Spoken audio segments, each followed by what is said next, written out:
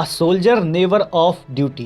अंग्रेजी की ये कहावत देश के हर सैनिक के लिए सटीक बैठती है, फिर चाहे उसका पद कोई भी हो।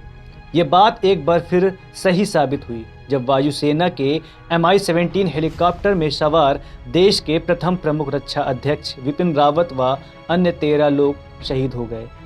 उनके बयानों और त्वरित कार्यवाही करने वाली नीति से जहां दुश्मन देश भय खाते थे, वहीं देश के नागरिकों को गौरवान्वित होने का सौभाग्य प्राप्त होता था। देश की सेवा करने की लौ जली। 16 मार्च 1958 को उत्तराखंड के पौड़ी गढ़वाल जिले में जन्मे जनरल रावत के पिता लेफ्टिनेंट जनरल लक्ष्मण सिंह रावत भारतीय सेना में लेफ्टिनेंट जनरल के पद से रिटायर हुए थे। जनरल विपिन रावत की प्रारंभिक शिक्षा देहरादून के कैम्ब्रिज हॉल स्कूल और शिमला में सेंट एडवर्ड स्कूल से हुई। यहाँ से उनकी देश की सेवा करने की लौ जली। इसके बाद वे राष्ट्रीय रक्षा अकादमी खड़कवासला से जुड़े। इसके बाद भारतीय सैन्य अकादमी देहरादून में प्रवेश लिया। यहाँ उन्हें सोर्ड ऑफ ऑनर दिया गया।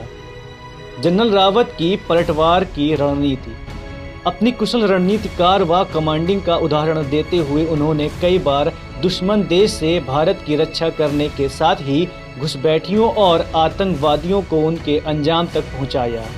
वर्ष 2015 में म्यांमार में क्रॉस बॉर्डर ऑपरेशन चलाया और पूर्वोत्तर में उग्रवाद को खत्म करने में भी अहम भूमिका निभाई।